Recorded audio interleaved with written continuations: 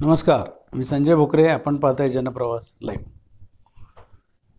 संकेत बावनकुळे आज हे प्रकरण गाजते सध्या. तोच आज विश्लेषणाचा विषय. संकेत बावनकुळे स्वतः दारू पिऊन गाडी चालवले का, त्यांनी धडकवली का, असं काही नाही. तरीसुद्धा हे का टार्गेट चाललं आहे? म्हणजे मुख्य भारतीय जनता पक्षाचे अध्यक्ष बावनकुळे साहेबांनाच अडचणीत आणायचं आणि त्यांच्यावरच अटॅक करायचा, त्यांनाच टार्गेट करायचं, हे का चाललं आहे? आणि हे विशेषतः संजय राऊत साहेब म्हणजे उबाटा गट, शिवसेना, आणि हे का साहजिक आहे हे मला विश्लेषणाचा मुद्दा एवढ्यासाठी आहे की आदित्य ठाकरे, आठवा दिशा सालियन प्रकरण, आदित्य ठाकरे किती बदनामी केली आदित्य ठाकरेंची, हे कधीही शिवसेना आणि उद्धव ठाकरे विसरू शकणार नाही. एक वेळ उद्धव ठाकरेंच्यावर राजकारणातनं काही तुम्ही अटॅक केले असते तरी ते सहन केले असते, पण आदित्य ठाकरेंना अडकवायचं, आदित्य ठाकरेंना त्या दिशा सालियन प्रकरणात काहीही करून बदनाम करायचं, म्हणजे ते भारतीय जनता पक्षाच्या प्रवक्त्यांनी तर कितीतरी आरोप केलेले आपण बघितलेले आहेत आणि ते ताजे आहेत अजून, आणि ते परत ताजेसुद्धा होतील उद्याच्या काळात. आणि संकेत बावनकुळे आत्ता जे टार्गेट होतं ते आदित्य ठाकरेंना जे तुम्ही बदनामी केली त्याची आम्ही परतफेड करतोय, असाच हा विषय आहे आज. आणि का करू नये? शिवसेनेनं सुद्धा, उद्धव ठाकरेंच्या शिवसेनेच्या नेत्यांनी म्हणा किंवा त्यांच्या प्रवक्त्यांनी संकेत बावनकुळेपेक्षा बावनकुळेंनाच का टार्गेट करू नये? बावनकुळेंनी कुठं आदित्य ठाकरेला ज्या वेळेला आरोप होत होते की किंवा त्याच्यावर जे आदित्य ठाकरेंना टार्गेट प्रवक्ते करत होते, कुठं अटकाव केला? बावनकुळेसुद्धा गप्पच होते ना. मग आता इथनं पुढचं राजकारणाचा स्तर असाच खाली खाली खाली खाली होत जाणार का, हाच विषय आहे. आणि राजकारणातला सुसंस्कृतपणा तर सोडूनच द्या, परंतु आता जसजशा निवडणुका येतील तसतशी ही प्रकरणं अजून ताजीच राहणार आहेत. संकेत बावनकुळे आता त्याच्याबद्दलचं सगळं, आता ती गाडी धडकली, कोण त्याच्या गाडीखाली आले, एखाद्या व्यक्तीचा मृत्यू झाला आहे, कोण जखमी झाला आहे, असं झालं आहे का? काहीही झालेलं नाही.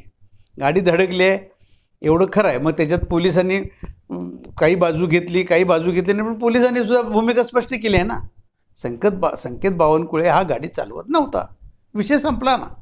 पण त्याच्या मागं आणि काय काय होतं, त्यानं काय काय खाल्लं, गोमांस खाल्लं का वगैरे, हे जे चालू झाले ना, हे आदित्य ठाकरेचा बदला घेण्याचं काम शिवसेना नक्की करणार आणि त्यांचे प्रवक्ते पण करणार.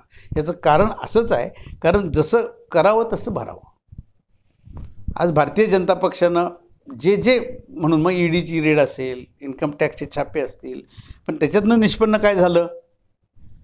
काहीच निष्पन्न होत नसेल आणि त्याच्यातनं काही मंडळी निर्दोष होत असतील तर तुम्ही हे खोटं केलं ना. मग उद्याच्या काळात जर का सत्ता खरंच बदल झाला तर मग हेच बघायला मिळणार का जनतेला? का जनतेची कामं होणार? जनतेची कामं, जनतेला काय काय देणार, काय काय संकल्प आहेत तुमचे, हे सगळं बाजूला आहे. आता तुझा मी काटा काढणार, तू मला असं केलं तर, हेच चालू आहे. राजकारणाचा स्तर जो खाली गेला आहे म्हणतोय ना, तो तेवढ्यासाठी गेलेला आहे. आता संकेत बावनकुळेचं प्रकरण एवढं लावून धरलं आहे आणि ते साहजिक आहे म्हणतो आम्ही. तुम्ही जर का आदित्य ठाकरेंचं प्रकरण एवढं लावून धरलं नसतं, हां तुमच्याकडं तर सत्ता आहे, मग का अजून ते खरं आहे का? मग ते खरं आहे तर साबित करा. आदित्य ठाकरेंचं दिशा सालियन प्रकरणात आदित्य ठाकरेंचा हात आहे. आता तुमच्याकडे 2 वर्ष झाली सत्ता आहे, का निघत नाही ते? हे आज शिवसेनेचे नेते विचारतायत, उबाटा गटाचे. त्याला उत्तर भारतीय जनता पक्षाकडनं काय आहे? मग आता बावनकुळे प्रदेशाध्यक्ष आहेत ना, असं तसं मुलांना गाडी धडकवली आहे, मुलगा बाजूला आहे, मुलाच्या नावावर गाडी आहे, तो त्याच्यात दोषी नाही, तरीसुद्धा आम्ही टार्गेट करणार. का करू नये? विरोधी पक्ष करणारच. आणि हे असंच होत राहिलं तर राजकारणाचा स्तर आत्ता तर खालीच आहे, पुरतं वाटोळ झाल्याशिवाय राहणार नाही असं म्हटलं तरी काही चुकीचं होणार नाही. म्हणजे एकमेकावर वैयक्तिक आरोप प्रत्यारोप हे बघायला मिळणार इथनं पुढच्या राजकारणात. एवढं राजकारण तापलं जाईल. आता त्याच्यामध्ये काही खोलात जायचं, मग त्याच्यात कलमं कुठली घातली, पोलिसांनी काय केलं, पोलिसांच्यावर टार्गेट, काहीही नाही. हे पूर्ण राजकीय आहे आणि हेच राजकीय इथनं पुढच्या काळात होत राहणार. आदित्य ठाकरेंच्या अशा पद्धतीची दिशा सालियन प्रकरणात बदनामी झाली, आता हा बदला आम्ही बावनकुळेंचा घेतला, हेच उबाटा गटाकडनं बोललं जातं आहे, त्यांच्या कार्यकर्त्यांच्याकडनं बोललं जातं आहे. आणि इथनं पुढच्या काळामध्ये सुद्धा आम्हाला जेलची भाषा दाखवता, आम्हाला जेल दाखवता, जेलची भाषा करता, तर आम्ही सुद्धा आमची सत्ता आल्यावर तीच भाषा करू, हे उत्तर विरोधी पक्षाकडनं नक्की दिलं जाणार.